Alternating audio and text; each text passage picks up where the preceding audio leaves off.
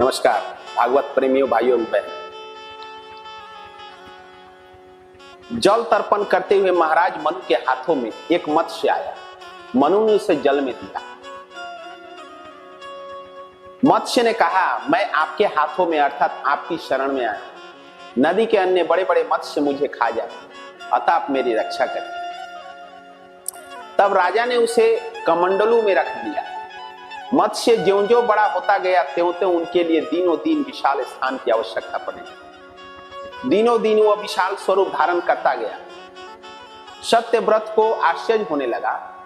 उन्होंने सोचा कि अवश्य यह कोई असाधारण मत्स्य। वस्तुत वृत्ति ही वो मत्स्य है। वृत्ति विशाल बने, किंतु जब तक वो ब्रह्माकार न हो जाए तब तक शांति नहीं। मेरापन, अहम एक ही स्थान में नहीं रह सकता, नहीं समा सकता। मैं सर्व में हूं और मुझ में सर्व है। मन के आवरण को तोड़ने के लिए ब्रह्माकार वृत्ति आवश्यक है। इस जीव के हृदय में ईश्वर रहते हैं, फिर भी जीव की पीड़ा या मृत्यु ईश्वर को व्यथित नहीं कर सकती। मानो भगवान को इससे कोई संबंध ही नहीं।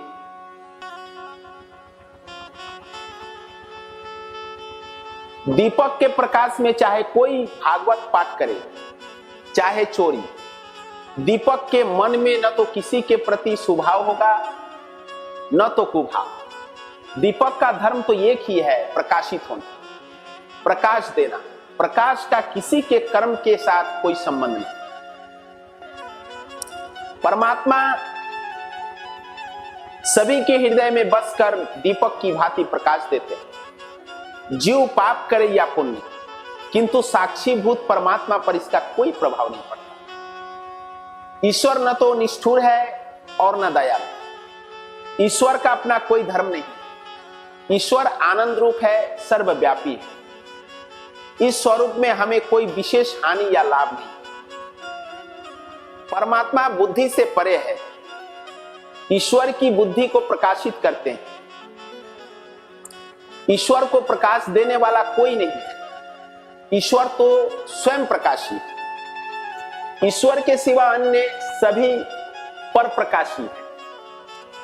ईश्वर का दीपक सा यह स्वरूप हमें प्रकाश देता है। इस स्वरूप का अनुभव करने के लिए ज्ञानी पुरुष ब्रह्माकार वृत्ति धारण करते हैं। जब मन ईश्वर का सतत चिंतन करे, वृत्ति जब कृष्णाकार ब्रह्माकार बने, तभी शांति मिलती है। ईश्वर को छोड़कर मनोवृत्ति को जहां भी रखोगे वह स्थान उसे समा नहीं पाएगा। ईश्वर को छोड़कर सभी कुछ अल्प है, अतः अन्य किसी भी वृत्ति प्रवृत्ति में मनोवृत्ति को शांति नहीं। वृत्ति कृष्णाकार ब्रह्माकार बनेगी, भगवत स्वरूप बनेगी, तभी आनंद की प्राप्ति होगी। लकड़ी में जो अग्नि समाई हुई है उसका उपयोग कैसे किया जाए यह जानना चाहिए। लकड़ी पर बाहर से अग्नि लगाओगे तो वह जलेगी। स्वयं प्रकाशी परमात्मा सभी के हृदय में रहते हुए प्रकाश ही देते हैं और कुछ नहीं करते। प्रभु के सगुण स्वरूप को हृदय में बसाकर उसी में वृत्ति को तदाकार करोगे तभी शांति मिलेगी। मन को ही मत्स्य की उपमा दी गई है। मत्स्य नारायण ने कहा, राजन, मैं तेरा कल्याण करने के हेतु ही आया हूं। आज से 7वें दिन प्रलय होगा और सर्वनाश हो जाएगा। तब तुम मेरा स्मरण करना, मैं तुम्हारी रक्षा करूंगा। तुमसे अपनी नैया बांध लेना, मुझसे अपनी नैया बांध लेना। मनु महाराज प्रभु का ध्यान करने लगे। पृथ्वी जलमय हो गई। तभी वृत्ति ब्रह्माकार होती है कि जब कोई ब्रह्मनिष्ठ गुरु मिल जाते हैं। मत्स्य नारायण भगवान सदगुरु के ही स्वरूप है। गुरु कृपा के बिना मन ईश्वर में स्थिर नहीं हो पाता। मैं आपकी शरण में आया हूं, मेरी नौका आप पार लगा दीजिए। वृत्ति को ब्रह्माकार बनाओ, सत्य व्रती बनो, सत्य का पालन करो। सत्यनिष्ठ जीव की सत्य व्रत मनु है। कृतमाला के किनारे बसने का अर्थ है सत्कर्म की परंपरा में जीना।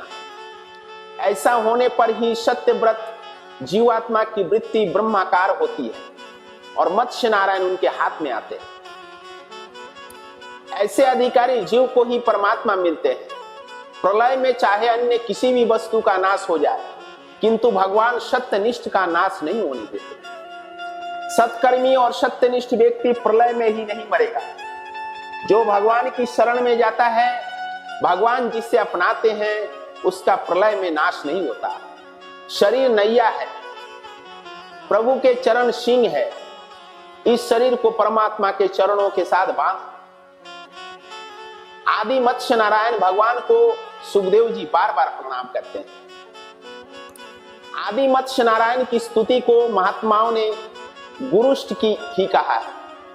इस मत्स्य नारायण कथा का जो भी कोई पाठ करता है, उसके सभी संकटों का विनाश होता है।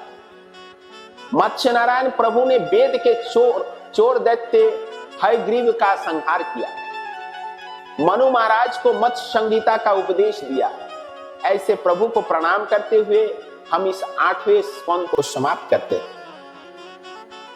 हरे राम राम राम हरे हरे, हरे कृष्ण कृष्ण कृष्ण हरे। नमस्कार।